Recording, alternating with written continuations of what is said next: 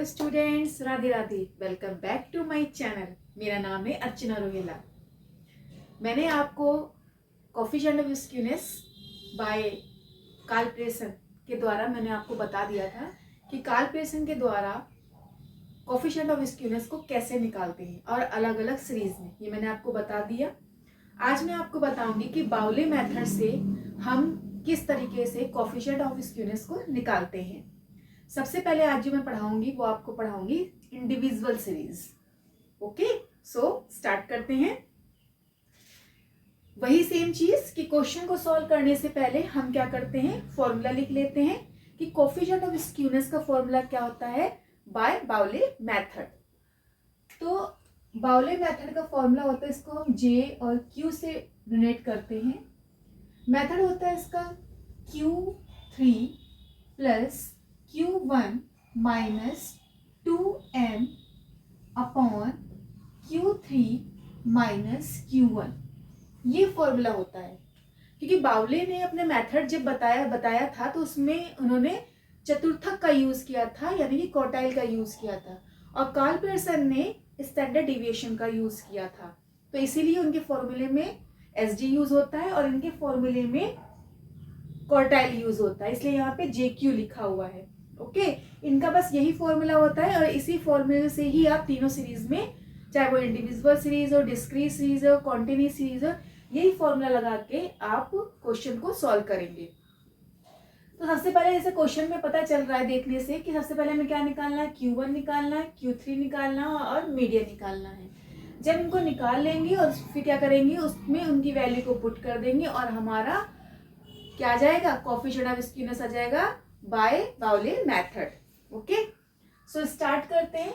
जैसे कि किसी भी अगर इंडिविजुअल सीरीज, कोई भी इंडिविजुअल सीरीज है, अगर वो आपको लग रही है कि वो मतलब कि सही सीक्वेंस में नहीं है, तो सबसे पहले आप क्या करेंगे, उसे सीक्वेंस के हिसाब से रखेंगे, असेंडिंग ऑर्डर में करेंगे।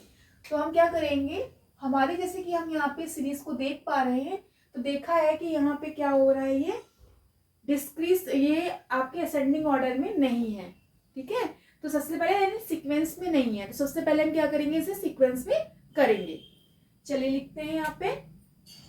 सबसे पहले यहाँ पे क्या आएगा, 9 आएगा, फिर 10 आएगा, फिर 11 आएगा, फिर क्या जाएगा, 12 आएगा, 13 नहीं है, 14 है, 14 आएगा, 15 आएगा, 16 आएगा, 16 दो बार दे रखा है। ठीक है, और 17 आएगा, 17 एक ही बार दे रखा है। 18 आ जाएगा, 18 एक बार दे रखा है, दो बार दे रखा है, 3 बार दे रखा है, तो मैं नीचे लिख दे रही हूँ, यहाँ पे 3 बार लिख दिया। 19 नहीं दे रखा है, 20 नहीं दे रखा है, 21 दे रखा है, 21 2 बार दे रखा है, 21 और फिर 22 दे रखा है। एक बार हम क्या करेंगे, इन नंबर्स को काउंट करेंगे कि दोनों नंबर्स इक्वल हैं या नहीं है। तो 1 2 3 4 5 6 7 8 9 10 11 12 13 14 15, तो हम ये भी 15 ही होनी चाहिए। 1 2 3 4 5 6 7 8 9 10 11 12 13, मैंने यहाँ पे संख्या लिख दी है, इसको दोबारा एक बार काउंट कर लेंगे कि जितनी संख्या है उतनी संख्या है या नहीं है। ओके, सो 1 2 3 4 5 6 7 8 9 10 11 12 13 14 15, तो 15 संख्या है। इसका मतलब हमने जो काउंटिंग करी है, यानी कि जो नंबर लिखे हैं बिल्कुल सही लिखे हुए हैं। इसके बाद हमें क्या निकालना है, Q1 निकालना है। तो हम क्या करेंगे, Q1 निकालेंगे। Q1 का फॉर्मूला क्या होता है बताइए, n+1/4 व पद। ठीक है, 4 क्यों लगाया, क्योंकि ये क्वार्टाइल है।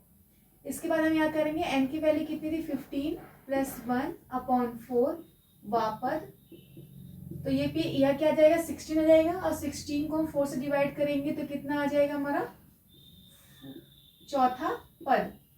चौथे पद पे क्या आ रहा है, यहाँ पे काउंट करिए, 1 2 3 4 12 आ रहा है, 12।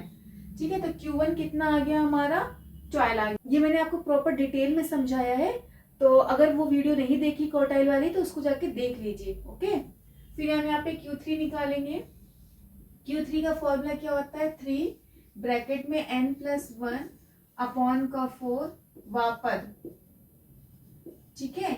फिर क्या होता है 3, इसी तरीके से यहाँ पे 4 आ जाएगा, यानी कि 15+1 अपॉन 4 वापद, ठीक है।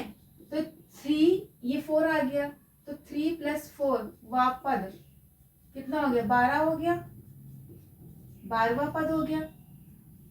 तो Q3 कितना आया हमारा, बताइए Q3 कितना आया 12 पद पे, 1 2 3 4 5 6 7 8 9 10 और 11 और 12 पे क्या आया 18 आया, यानी कि Q3 कितना आया हमारा, कितना है Q3 18 आया है। अब इसके बाद हमारा Q1 भी निकल गया, Q3 भी निकल गया।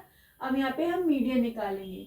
तो मीडियन का फॉर्मूला क्या होता है बताइए, फॉर्मूला होता है यहाँ पे मीडियन का क्या फॉर्मूला होता है, तो मीडियन का फॉर्मूला होता है यहाँ पे n+1 अपॉन 2 वापद, ओके। तो 15+1 वापद अपॉन में 2, तो 16 को हम 2 से डिवाइड देंगे तो कितना आ जाएगा 8 आ जाएगा, 8वां पद, ठीक है। तो n कितना आएगा, अब देखिए 8वें पद पे क्या आ रहा है, 1 2 3 4 5 6 7 8 पे क्या आ रहा है 16, तो 16 क्या हो जाएगा आपका मीडियन हो जाएगा। अब हमने यहाँ पे Q1 भी निकाल लिया, Q2 भी निकाल लिया, हमने यहाँ पे Q1 भी निकाल लिया, Q3 भी निकाल लिया और मीडियन भी निकाल लिया। वैल्यू को पुट करेंगे और हम कोफिशिएंट ऑफ स्क्यूनेस निकालेंगे बाय बाउले मेथड। तो JQ लिखेंगे यहाँ पे, Q3 कितना आया है हमारा, Q3 आया 18 प्लस Q1 12 माइनस का 2 और ब्रैकेट में ये कितना आया मीडियन 16 और अपॉन में 18 माइनस 12 कितना आ जाएगा 30 आ जाएगा, माइनस 32 और अपॉन में कितना आ जाएगा, इसको करोगे तो 6 आ जाएगा। तो यहाँ पे आ जाएगा माइनस का 2 अपॉन 6, जब इसको हम डिवाइड देंगे तो कितना आएगा माइनस का 0.33 आ जाएगा JQ। तो आई होप कि आपको समझ में आ गया होगा कि कोफिशिएंट ऑफ स्क्यूनेस हम कैसे निकालते हैं। सब बेस है फॉर्मूले पे, ये तो है नहीं कि कोई फॉर्मूला आपको खुद बनाना है ना। फॉर्मूले इसमें फिक्स होते हैं और ये जो फॉर्मूले होते हैं बस फॉर्मूले याद होने चाहिए, फॉर्मूला रखो, है ना। और सबसे पहले फॉर्मूले में निकालना, हम सबसे पहले हमें क्वेश्चन में क्या निकालना है, कोफिशिएंट ऑफ स्क्यूनेस निकालना है। तो कोफिशिएंट ऑफ स्क्यूनेस का हमने फॉर्मूला लिख लिया, उससे हमें पता चल गया कि हमें क्या क्या निकालना है। तो पता चला हमें Q1 निकालना है, Q3 निकालना है, मीडियन निकालना है। हमने Q1 निकाल लिया, Q3 निकाल लिया और मीडियन निकाल लिया। इन वैल्यू को हमने इसमें पुट कर दिया और हमारा कोफिशिएंट ऑफ स्क्यूनेस आया बाय बाउले मेथड। तो आई होप कि आपको समझ में आ गया होगा कि किस तरह हमने ये निकाला है। अब नेक्स्ट वीडियो में मैं आपको बताऊंगी डिस्क्रीट सीरीज में किस तरह सॉल्व करते हैं कोफिशिएंट ऑफ स्क्यूनेस।